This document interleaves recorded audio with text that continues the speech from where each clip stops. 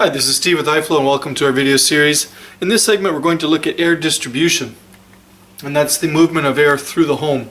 We believe that's an important part of the function of HVAC equipment, and it's the solution to many of the challenges that we see on a daily basis. So let's take a look at some of those. So first we have temperature stratification, and that's the tendency of hot air to rise and pool at the top of on the upper floors of a home.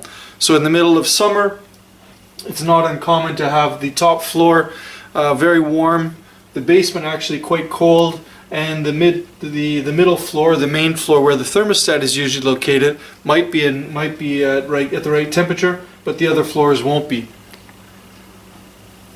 Remote rooms over the garage. These are notoriously difficult to make comfortable, often too hot in the summer, too cold in the winter, and just not in sync with the rest of the home because you have the garage beneath it. So those are issues. The next issue is large open concept rooms or great rooms with large window walls. So for example, now we have many designs that incorporate the living room, the dining room, and the kitchen all into one, with very few walls and lots of open glass. So you look at this window wall. If that's on the south side by chance, you're going to get significant solar gain there in the summer.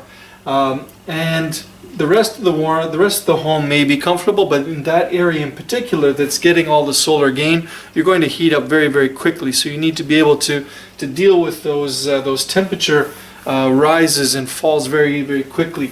And we'll need to know how to balance those.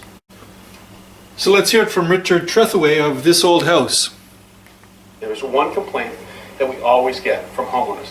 It is that it is uncomfortable. The wrong temperature from room to room, from floor to floor. So we'll just play that again, just to reinforce the message. There is one complaint that we always get from homeowners. It is that it is uncomfortable. The wrong temperature from room to room, from floor to floor. So as an HVAC installer, he's saying it's one complaint they get all the time. Uncomfortable, the home is uncomfortable. Different temperatures from room to room and from floor to floor. It's 2019. We should be able to solve these issues. What he's referring to is stratification, as we looked at a little bit earlier. That tendency. So maybe where you have a single zone system, you have a thermostat on the main floor, it may be satisfied. It may be at the right temperature, but the upper floor is going to be warmer, and the basement is likely going to be much colder, making it uncomfortable in both floors other than the main floor. So it's difficult. Where do you put the thermostat, and how do you solve this issue? We believe it's zoning. So let's look at how the present air conditioners would operate in those situations. So we're going to look at a home. We're just going to assume some calculations here, or some heat gains here. So we're looking at a heat load of 30,000 BTUs, or 2.5 tons of cooling. And again, this is just an example. We're going to lay it out floor by floor, and we have a total CFM requirement of 1,000 CFM. So we're going to assume that it's paired with a two-stage 60,000 BTU furnace in the basement. So that two-stage is going to offer 2 stages of modulation on the blower as the furnace is distributing the air through the home. So we'll have stage 2 that will be at the maximum at 1,000 CFM, matching our demand. And then we'll have stage 1, which will be at 700 CFM. Not matching any floor in particular, but this is the set point typically on the furnaces, where you have stage 1 being 70% of the total. So how will this system perform when we have this type of distribution in the home? So as we saw, the upper floor needed the cooling. The main floor was at proper temperature, and the basement was cold already. So if we bring this on, if we bring this air conditioner on, in these conditions, it's either going to come on at 700 CFM. That 700 CFM is way more than we need in the top floor, so we have to open up basically all the zones, or at least the top 2 zones, and we're going to move air through there, and that's going to satisfy the upper floor, but it's going to overcool the main floor, which was already at set point. So this is what's going to happen. So we'll have our upper floor is too hot, the middle floor where the thermostat's located, and it says 72, so it's comfortable. The basement's too cold, so we're artificially going to lower the thermostat because there's really no choice. The thermostat is on the main floor. You have to dial it down, so artificially run it lower to create an artificial call for cooling, and that cooling is going to then distribute into the upper floor and to the middle floor. But as I mentioned, we're going to set it at 62, for example. We're going to solve the problem with the top floor, but we're going to overcool the main floor, unfortunately. So really, that's part of the problem. It's the stratification, but also the limited modulation and the choice availability on the heating side, on the distribution side with the blower, with the two-stage. The opposite's going to be the case with heating. So in heating mode, so let's say we're in the middle of winter, the upper floor may be comfortable at 72 because that little bit of heat is rising, but the main floor could be cold at 62. So we're going to do the opposite. We're going to increase the temperature on the thermostat artificially to bring on the furnace. The furnace is going to come on and start blowing 700 CFM at minimum, and then the 1000, but it's going to blow that CFM in. And what effect is that going to have? Well, the middle floor might come into range because the furnace is now on, but the upper floor will likely become a little bit too warm. And that's where we've seen in many cases where we have the top floors have windows a little bit open in the middle of winter. That's this situation. We believe the solution for this is zoning. So at iFLOW we have incorporated zoning control into our D and Q boards, so we can deliver 2, 3, or 4 zone systems without problem. When you have the ability to zone the home, whether it's zoned by floor in this case, let's say the basement is zone 1, the main floor is zone 2, the upper floor is zone 3, then you can deliver the heating and cooling exactly where you need it and when you need it. And if you've got modulating equipment, then you can deliver in the amounts you need it as well.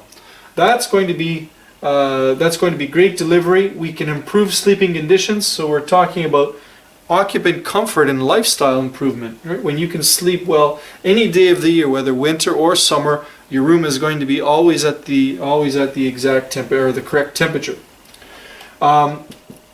Having zoning on the upper floor will reduce the tendency for the industry to oversize the HVAC, so oversize the air conditioning. Oftentimes we look at, hey, well, we need more CFM to get the heating into that top floor. Well, it's not. A bigger unit is not going to help. It's still going to be, blowing more heat is only going to make it more uncomfortable, or more cool is only going to make it more uncomfortable, unfortunately. So zoning is the solution. Oversizing the equipment is not. So if we can right size the equipment, we're going to have some equipment cost savings. And then having a separate zone will allow us to use setbacks. So for example, when the kids are at school during the day and the parents are at work, you may not need the air conditioning on, so you can actually set it back just like you would set the temperature back at night. So a nighttime setback on your thermostat, you can do the same during the day. Turn the air conditioning off. We don't need it during the day. That's going to save some significant money on your monthly utility bill. There was a study in Canada. It was a small study, but what they said is the upper floor called for 80% of the cooling demand during the afternoon peak period. So we're talking about a single zone system. So when you have a single zone system, let's say somebody's home and they're mostly during the day on the main floor. So the upper floor is empty. But what this is saying is that when you have that single zone system, the majority of the cooling came on to satisfy the temperatures of the top floor when nobody is actually there. So those are avoidable costs. and we can recover those with daytime setback. The basement almost never called for cooling in the summer, so that actually is, we can use the free air, the cooler air in the basement as a source for cooling in the home, and cost savings that we don't have to size for any air conditioning in the basement. So that'll give us some advantage. So just to look at the savings in that study, so by reducing or by going to zoning and using afternoon setback on the system so that you're not delivering the AC to areas of the home where you don't need it because the occupants aren't there, for example, they reduce the electricity consumption during that peak afternoon period by 55%. That's a significant savings just by zoning. So you may say, well, zoning costs a little bit more, and it really won't at the end of the day. When we look at the price of the ducting and the labor savings on installing some of that ducting, you can come out often in about the same amount. But then when we look at these reductions that we can get on the electricity side, because we're now right sizing the equipment and we are using that daytime setback, those can be significant. With our 2, 3, or 4 zone system, we can actually do any of these types of zones. So we've got many different examples here of how homes can be zoned. They can be zoned this way, which each floor has its own zone, and then we've joined the upper floor and the loft because they will be, with that air pooling in the top. Typically, those could be in the same zone. We have 1, 2, 3, 4 zones. We can have 2 zone, 2 zone, and then the basement being a different one. We can have 3 zones. We can divvy up the house. Right? We can have the great room that's going to get that solar gain in the summer. That could be one zone, and then we could have the kitchen and the dining room as another zone. So really, it's up to your designer, your HVAC designer, to look at the heat losses in the system or in the home and divide it up as they see best to get great comfort in the summer and in the winter. So we looked at that previous example where we had the 1000 CFM at maximum and then 700 at stage 2, and how that would oversupply cooling to the zones that don't really need it. Now we're going to look at a solution where we're actually incorporating the same 2.5 ton unit, but now we're going to look at an inverter driven unit that is able to modulate. So in this case, we've selected an AC or heat pump that modulates down to 15%. That's almost a 7 to 1 turn down ratio. So 15% of 2.5 tons is 0.375 tons, or 4,500 BTUs, 4,500 BTUs, or 150 CFM roughly of cooling required. So now we go back to our design, and let's say the top floor is one zone, the main floor is another zone, and the basement is the third zone. So now we can look at this distribution, and now can we hit that 400 CFM that's required in the upper floor? Absolutely, without problem. So instead of running the 700 CFM that we did with the 2-stage unit, we're now going to we can now modulate down as low as 4,500 BTUs compared to the 21,000 BTUs, and down to that 150 CFM instead of 700 CFM, and deliver exactly the amount of heating and cooling they need in those spaces. So there's no worry about freezing the coil, no dump zones, no bypasses, just great comfort. So again, that's the advantage of a modulating unit. So we're talking about home comfort, being able to deliver being able to deliver the heating and cooling where you need it without worrying about the effect on the equipment, and having these issues that would normally occur with that equipment running at that CFM rate, the freezing of the coil, for example. We take away that issue. So let's look at how we would distribute this through the home. So now we're looking at stratification. So we have that 3 zone. The upper floor is too hot, the middle floor is just right, and then the basement is too cold. So how we would zone that with our system, so we would, let's say we just divided it simply into 3 zones. Let's say the basement is zone 1, the middle floor is zone 2, and the upper floor is zone 3. We would have one supply duct, so zone 1 supply, zone 2 supply, and zone 3 supply.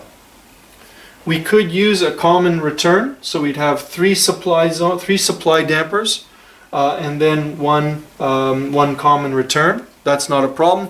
Or we could use 3 separate returns as well. So here we have a return from zone 3, a return from zone 2, and a return from zone 1. In terms of the placement of the dampers, it doesn't really matter where we put them. If it's easiest if it's a retrofit situation, and you're able to, from the existing plenum, see where the takeoffs are, and be able to put a damper in the lines as we exit the basement, for example, not a problem at all. If you're able to retrofit it in here, not a problem either. The only thing is they are wired dampers, and we'll need to run those back to the unit. So in a retrofit, if we can do it here, that's probably ideal. In new construction, you have some additional flexibility. So we know that the thermostat is typically on the main floor, but if we're zoning, we're going to have a thermostat on each floor. So now the main floor thermostat is satisfied. It's in pink, it's at 72, no problem. So we're going to actually close those 2 zones. And then we know that the upper floor is needing some cooling.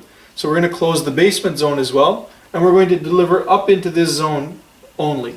So we'll just take it back for one step. So we're going to close supply and return on the main floor, supply and return in the basement we're going to close, and we're going to deliver the cooling only into the top floor until it becomes just right as well at 72 or whatever the temperature of the thermostat is.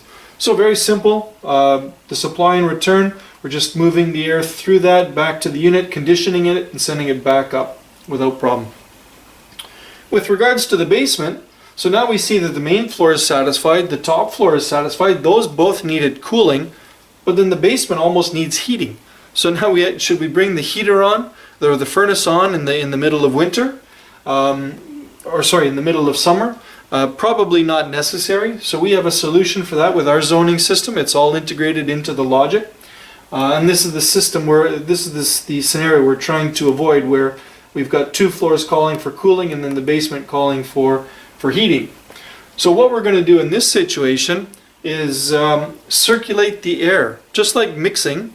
We realize that, so when our zoning system comes on, we have temperature sensors in each of the dampers, and when we have a call for cooling, the units will circulate a little bit of air through each of the zones, and it's going to look at the temperature that each of the zones has.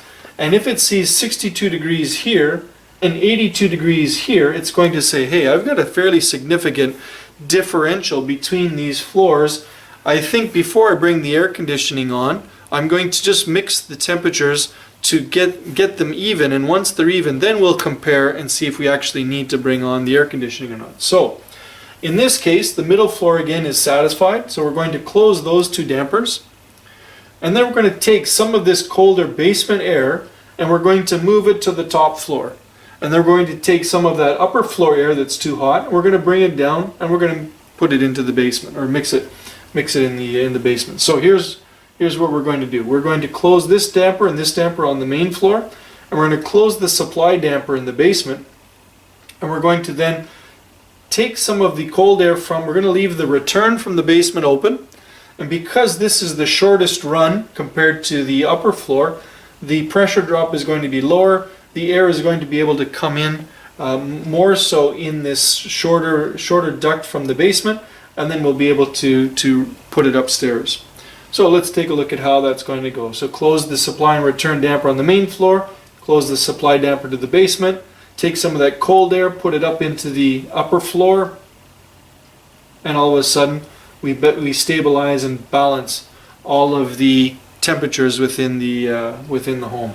And as I mentioned, now we're going to compare the temperature on all the floors to our thermostat temperatures, and then if we do need to bring on the cooling, we can then bring the AC unit on there. But we know that we're already pretty close to set point. We've gotten, we had 82 in the top, 62 in the bottom, and 72 on the main floor. Now we're all fairly consistent at around 72, plus or minus perhaps a couple of degrees.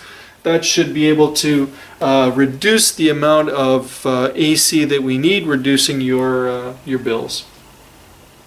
So again, this is all built into the logic that we have on our system. But again, looking at distribution as a way to eliminate this stratification, as we saw from Richard Trethaway from This Old House, his comment, and that this is a common problem in HVAC systems today. We have a solution. There is a solution for it. It's zoning with modulation. Now let's look at another problem. So if we use that previous slide as, let's say, we've equalized the zones between the basement, the main floor, and the upper floor, but let's now look at this notorious room over the garage. It is usually too hot, too cold, very difficult to control. So what we're going to do is we're going to call that zone 4. We're going to add a supply and a return to that zone itself, and we're going to add a thermostat to that room. And now it's going to be just as comfortable in that room as it is in the rest, because it's zoned on its own. If it needs some additional heating, some additional cooling that the rest of the house doesn't need, we'll be able to react to that thermostat call directly and deliver it in the amounts they need, when and where they need it. So this is the advantage of zoning, as zoning with modulation. If we had to zone this, but we only had a 2-stage unit and we were blowing at, again, 700 CFM into this one small room, it would be crazy. You'd have too much air, it'd be too noisy, you wouldn't be able to do it. But when we can use a modulating system, then we can deliver into these small zones without any ill effect on either the evaporator coil or in the home comfort, or the comfort of that zone. So when we're talking about great rooms, we can do the same thing that we did to that remote room over the garage, and we can now set any of these individual zones or any of these individual rooms as zones on their own, so that if our great room here that incorporates the kitchen, the dining room, and the family room, we have that all as one zone. We know that we're going to get fairly significant solar gain in the summer months and in this zone as well. That we can say, hey, that's going to be one zone because it needs, in the summer it's going to get a lot of that solar gain. In the winter, you might have, R5, R6 on those window walls. It could be a little bit cold. So we're going to set this as one zone with its own thermostat, and it's going to then determine when we need cooling to that one area. So this is how we could solve these situations as well. So whether it's room to room, floor to floor, things are uncomfortable, as Richard said, now we've got solutions to all of those, and it's zoning with modulation. In terms of how our system would look, this is our iFLOW unit with 3 supply ducts off the top of the unit, and then 3 supplies on the return, 3 returns connecting to the duct that brings it back to the unit. So in the mechanical room, you could have it look this way, and then have each of those trunk lines run to a different section of the home, and then the return air coming back from those rooms back to our main trunk line. So very simple to do, and this is how we would distribute it through that home. So now we're going to look at another example. Same thing, but now we're with much lower loads. So now we're looking at a house that has only a 23,000 BTU heat load and a 16,000 BTU cooling load. 16,000 BTUs divided into zones. We have 7,000, 7,000, and 3,000. Only needing 231, 225, and then even 98 CFM. So again, with modulation and with our zoning, we can actually deliver without problem at those CFM rates into each of those zones. So then to conclude, iFLOW solution. So our solution to this air distribution is zoning with modulation. So with the modulation, we're able to avoid the swings and be able to deliver exactly the amount of heat and cool into the space that it needs, so we have no fluctuations. We're delivering exactly what we need when we need it, and we're really following the temperature requirement of the zone specifically and accurately. And then being able to use that modulation to deliver into each of the zones. So whether it's zone 1, 2, or 3, we're able to deliver the comfort exactly where they need it. So where they need it and in the amounts they need it, and that's really where comfort prevails. So the iFLOW solution, zoning and modulation. So again, thank you for your time. We appreciate it. If you have any questions or feedback, www.iflowhvac.com, or you can reach me on by email or toll free or my cell phone. So again, thank you for spending some time. We appreciate your interest in iFLOW. Hopefully this was helpful, and we look forward to your feedback. Thank you again.